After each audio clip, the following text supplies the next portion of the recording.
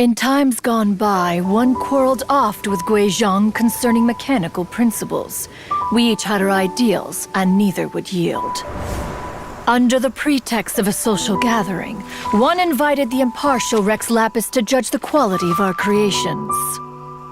But Rex Lapis declared that Guizhong's Obscuro Vulpus mechanism was superior.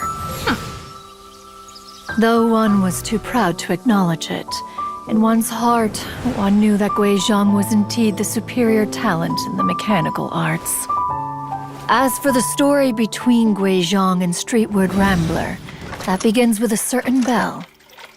In Guizhong's opinion, while mechanisms were no substitute for human composers, they were yet capable of producing simple but fine melodies. But Streetward Rambler believed music to be an expression of the soul, an emotional enterprise that could never hope to be replicated by machinery.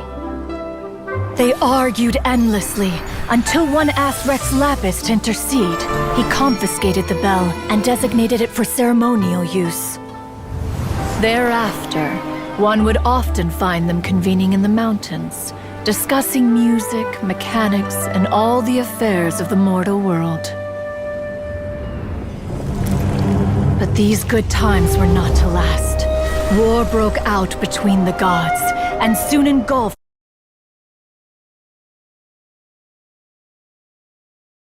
the Guili Plains.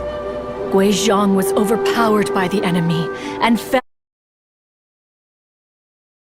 in battle.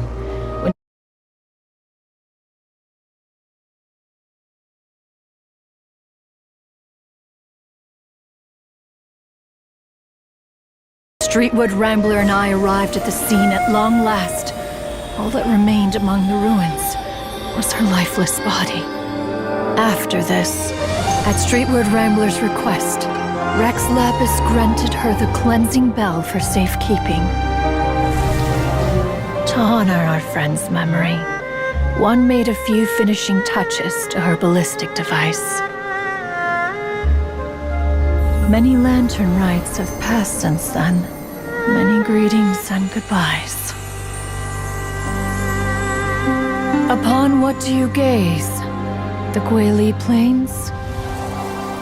No. It's everything.